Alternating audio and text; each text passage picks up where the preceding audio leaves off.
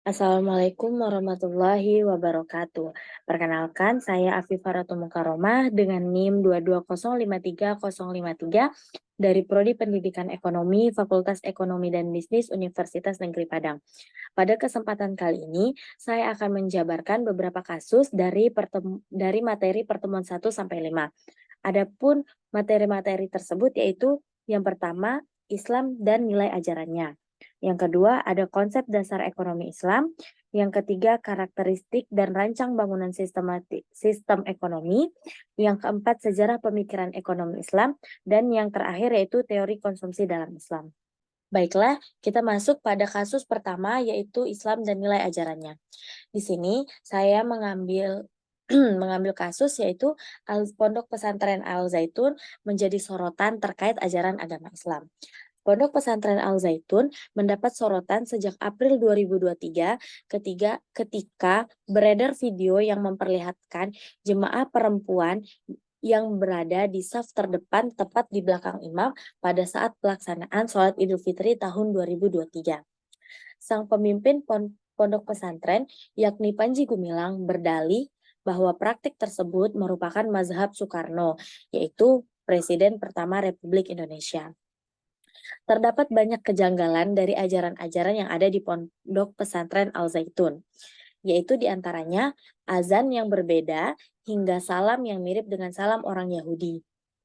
Seorang mantan anggota NNI menyebutkan bahwa Al Zaitun mengadopsi ajaran NNI yang dipadukan dengan ajaran Isa Bugis dan lembaga kerasulan. Sedangkan sejak tahun 1980, MUI menyatakan aliran Isa Bugis adalah aliran yang sesat karena terbukti melawan rukun iman dan rukun Islam. Ketika berdakwah, mereka juga memadupadankan Injil dan Al-Quran untuk menutupi ideologi yang sesungguhnya, yaitu makar atau mendirikan negara di dalam negara. Mereka melakukan hal tersebut agar masyarakat melihat mereka sebagai kelompok yang menerima perbedaan dan penuh dengan toleransi, sehingga orang-orang tidak melewati mereka dengan kelompok radikal. Selain itu, ada beberapa ajaran Al-Zaitun yang berbeda dari ajaran Islam pada umumnya. Yang pertama, syahadat yang diubah kata tiada Tuhan selain Allah menjadi tiada negara kecuali negara Islam. Selain negara Islam dianggap kafir. Yang kedua, sholat di Al-Zaitun. Sholat belum diwajibkan karena negara masih dianggap jahiliyah. Yang ketiga, larangan menggunakan sarung karena dianggap ketinggalan zaman.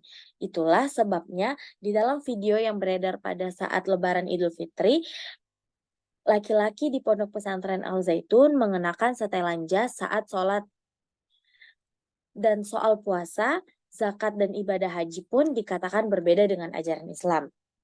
Dari definisi aliran sesat yang ada di MUI, ini harusnya sudah bisa dibuat fatwa. Karena dulu MUI dan Kementerian Agama sudah melakukan penelitian, sudah dibukukan. Namun hasilnya tidak dipubliskan dan tidak dijadikan fatwa.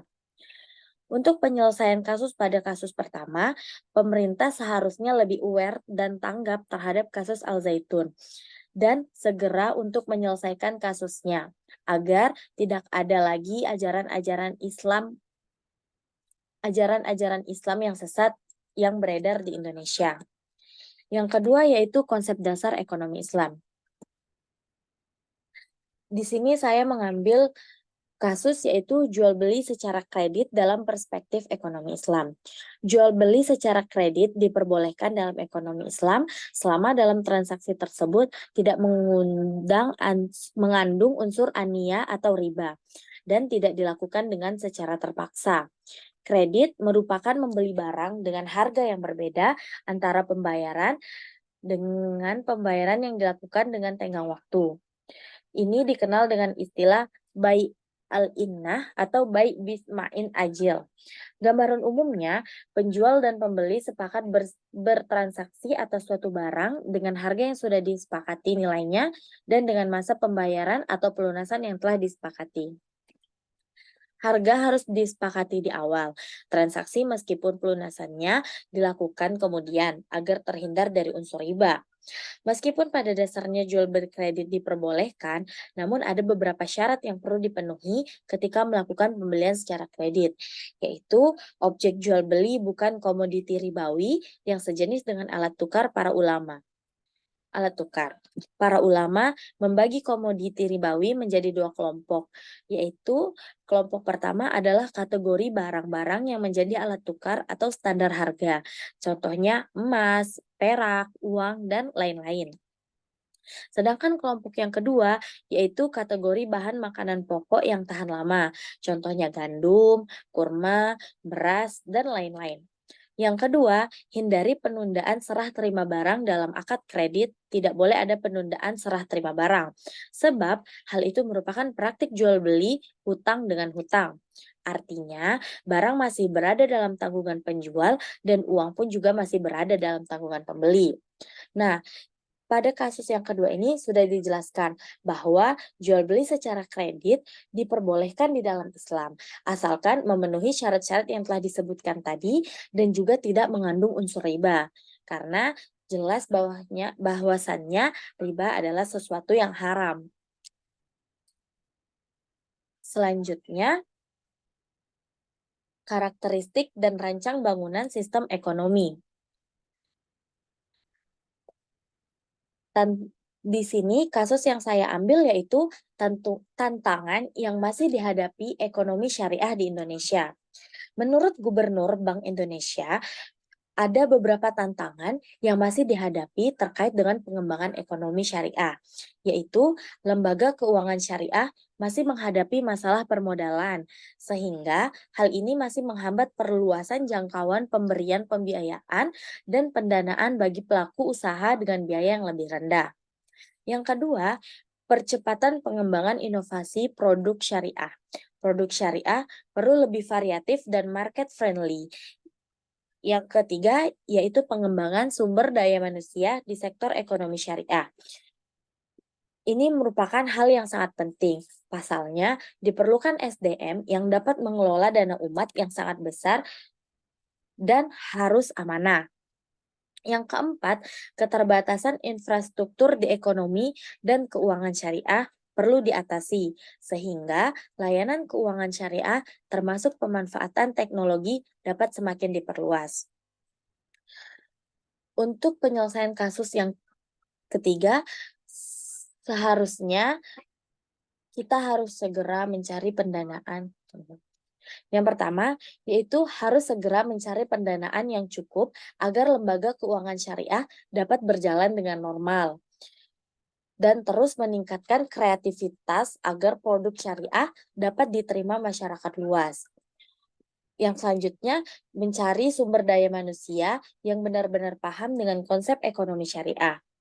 Dan yang keempat adalah meningkatkan kualitas teknologi yang ada di lembaga keuangan syariah agar tidak terjadinya keeroran pada lembaga perekonomian syariah yang pernah terjadi beberapa waktu yang lalu. Selanjutnya yaitu sejarah pemikiran ekonomi Islam. Studi pemikiran Ibnu Khaldun terhadap ekonomi Islam. Pemikiran Ibnu Khaldun dijabarkan sebagai berikut. Menurut Ibnu Khaldun, yang pertama yaitu adalah kekayaan nasional. Ibnu Khaldun menyatakan bahwa kekayaan suatu bangsa terletak pada kegiatan-kegiatan ekonomi yang dilakukan oleh penduduknya, bukan pada jumlah emas maupun perak yang dimiliki. Yang kedua, yaitu keseimbangan ekonomi makro. Menurut Ibnu Khaldun, setiap negara akan cenderung menyeimbangkan kondisi ekonomi mereka dengan cara membuat penyesuaian antara permintaan agregat dan penawaran agregat. Yang ketiga, yaitu teori upah. Mengenai upah, Ibnu Khaldun menjelaskan bahwa permintaan atas tenaga kerja merupakan sebuah derived demand, sedangkan penawaran ditentukan oleh jumlah populasi dan tingkat pendapatan dalam mekanisme inilah upah kemudian ditentukan oleh pasar. Yang keempat, perdagangan internasional. Menurut Ibnu Khaldun, tentang perdagangan internasional mencangkup pembahasan tentang money and price, production and distribution, capital formation and growth, trade cycles, property and prosperity, population, agriculture, industry and trade, public expenditure, dan lain sebagainya.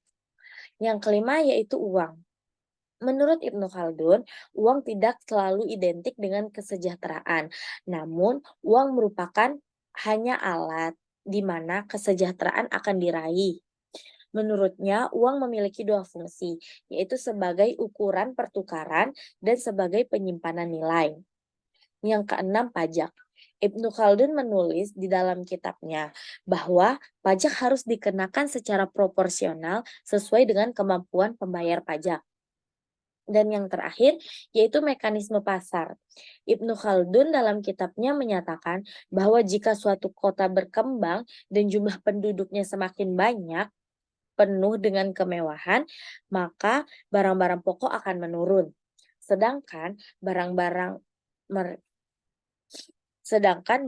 mewah akan naik. Ini disebabkan penduduk kota memiliki surplus tinggi akan bahan makanan melebihi kebutuhan mereka.